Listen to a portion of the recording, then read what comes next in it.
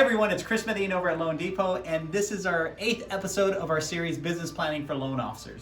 And today we're going to talk about pivoting. So let's take 2019 for example. I would venture to guess that most loan officers thought that 2019 was going to be an extremely difficult year.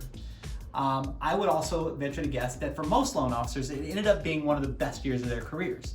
And how many LOs in 2018 said that on their 2019 plans, they were going to have an extremely strong refi strategy? I would imagine very few did. And I would imagine that most loan officers did not know that we would hit a refi rally in the summer of 2019. So pivoting means that you see a change in the market and you know how to respond quickly to that change by shifting your strategies.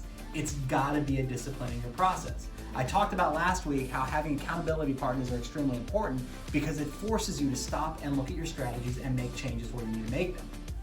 Here's another example. Let's say that one of your strategies is you want to add more realtors to your sphere. And by doing that, you have tactics that say you're going to call 40 realtors every week in order to build that sphere. Well, weeks go by and weeks go by and you finally sit down and you look at your plan and you realize that you never made those calls. And you know why? Because cold calling sucks and you don't like doing it. Most loan officers don't. In fact, I absolutely hate doing it. So what you gotta do is figure out how not to let weeks go by feeling one, guilty, but number two, sitting on your hands and not getting another strategy in place. And that's where accountability and pivoting come into play, because it gives you an opportunity to take a strategy and throw it out the window and pick something else that you actually like doing. Next week, we're gonna talk about celebrating successes. I hope you join us. We'll be talking to you soon. Have a great day.